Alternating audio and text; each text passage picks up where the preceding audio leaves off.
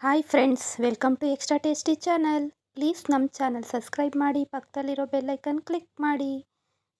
ಇವತ್ತು ನಾನು ನಿಮ್ಮ ಜೊತೆ ಸ್ಪೆಷಲ್ ದೋಸೆ ರೆಸಿಪಿ ಜೊತೆ ಬಂದಿದ್ದೀನಿ.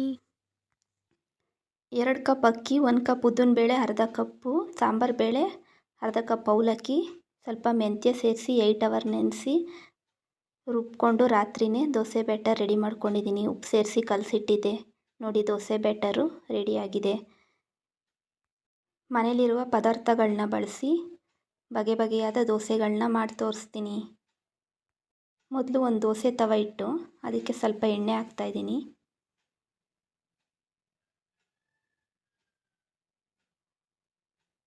ನಂತರ ದೋಸೆ ಬ್ಯಾಟರ್ ಹಾಕ್ತಾಯಿದ್ದೀನಿ. ನೋಡಿ, ದೋಸೆ ಹಾಕ್ಕೊಂಡೆ.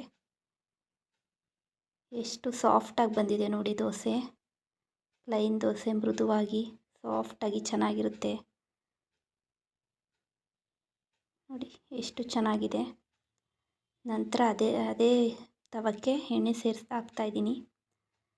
ನಂತರ ದೋಸೆ ಬ್ಯಾಟರ್ ಹಾಕಿ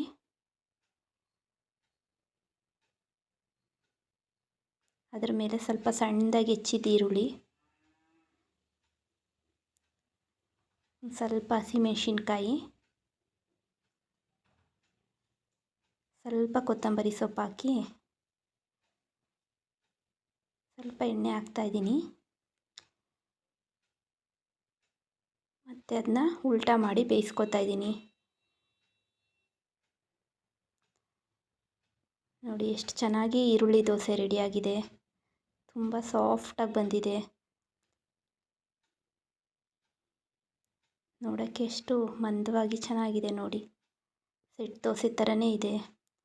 ನಂತರ ಅದೇ ತವಕ್ಕೆ ಎಣ್ಣೆ ಹಾಕಿ ಸಂಪ್ಳನ ಹಾಕೋತಾ ಇದ್ದೀನಿ. ಅದು ಸ್ವಲ್ಪ ಮಂದಕ್ಕೆ ಇರಬೇಕು, ಯಾಕಂದರೆ ನಾವು ವೆರೈಟೀಸ್ ದೋಸೆಗಳು ಮಾಡೋದ್ರಿಂದ ಚೇಂಜಸ್ ಆಗಬಾರ್ದು. ನಂತರ ಅದಕ್ಕೆ ಸ್ವಲ್ಪ ಜೀರಿಗೆ ಹಾಕ್ತಾಯಿದ್ದೀನಿ. ಸಣ್ಣದಾಗಿ ತುರಿದಿರೋ ಕ್ಯಾರೆಟ್ನ ಹಾಕ್ತಾಯಿದ್ದೀನಿ.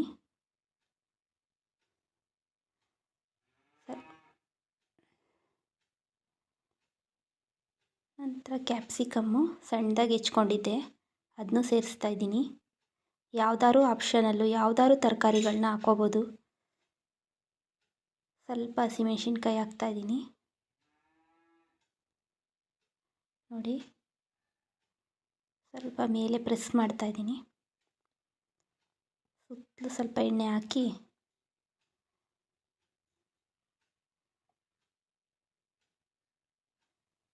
ಅದು ಬೆಂದಾಗಿದೆ. ಸ್ವಲ್ಪ ಎರಡೂ ಸೈಡು ಬೇಯಿಸ್ಕೋಬೇಕು, ಯಾಕಂದರೆ ದೋಸೆ ಮಂದಕ್ಕೆ ಹಾಕ್ಕೊಂಡಿದ್ವಲ್ಲ ಅದಕ್ಕೋಸ್ಕರ.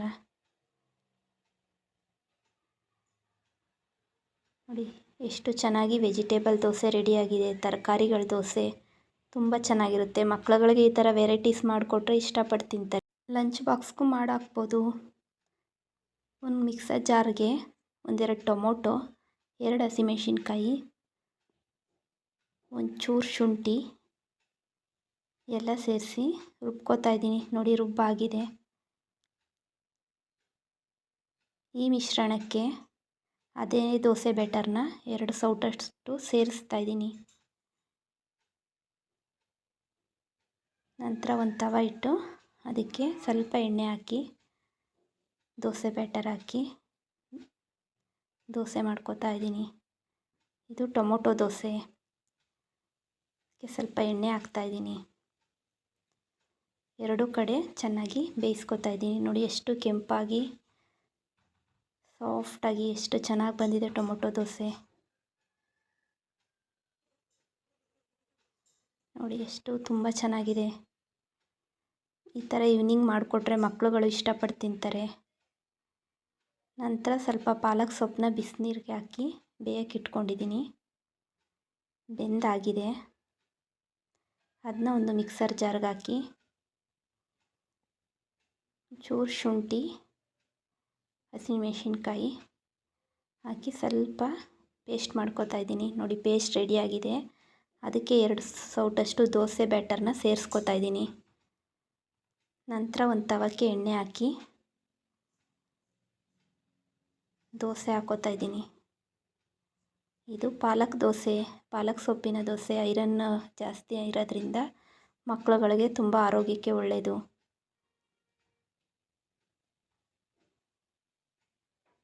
ಎಣ್ಣೆ ಹಾಕೋತಾ ಇದ್ದೀನಿ. ಇದೂ ಅಷ್ಟೇ 2 ಬದಿ ಚೆನ್ನಾಗಿ ಬೇಯಿಸ್ಕೋಬೇಕು. ನೋಡಿ ಎಷ್ಟು ಚೆನ್ನಾಗಿ ಬಂದಿದೆ ದೋಸೆ ಅಂದರೆ ನಿಮಗೆ ಗೊತ್ತಾಗ್ತಾ ಇದೆ. ನೋಡಿ ಪಾಲಕ್ ದೋಸೆ ರೆಡಿಯಾಗಿದೆ. ಇದೂ ಅಷ್ಟೇ ಲಂಚ್ ಬಾಕ್ಸ್ಗಳಿಗೆ ಈವ್ನಿಂಗ್ ಸ್ನ್ಯಾಕ್ಸ್ ಆಗಿ ವೆರೈಟೀಸ್ ದೋಸೆಗಳನ್ನ ಮಾಡಿಕೊಟ್ರೆ ಮಕ್ಕಳುಗಳು ಇಂದ ಹಿಡಿದು ದೊಡ್ಡವ್ರವರೆಗೂ ಇಷ್ಟಪಟ್ಟು ತಿಂತಾರೆ. ಚಟ್ನಿ ಜೊತೆ ಸಾಂಬಾರು ಜೊತೆ ತುಂಬ ಚೆನ್ನಾಗಿರುತ್ತೆ ಕಾಂಬಿನೇಷನ್ನು. ನೋಡಿ ಒಂದು ಈರುಳ್ಳಿ ದೋಸೆ, ತರಕಾರಿ ದೋಸೆ, ಟೊಮೊಟೊ ದೋಸೆ, ಪ್ಲೈನ್ ದೋಸೆ, ಪಾಲಕ್ ದೋಸೆ, 5 ಬಗೆ ದೋಸೆಗಳನ್ನ ಮಾಡಿ ತೋರಿಸ್ತಾ ಇದ್ದೀನಿ. ವಿಡಿಯೋ ಇಷ್ಟ ಆದರೆ ಶೇರ್ ಮಾಡಿ, ಲೈಕ್ ಮಾಡಿ, ಕಮೆಂಟ್ ಮಾಡಿ. Thank you for watching friends.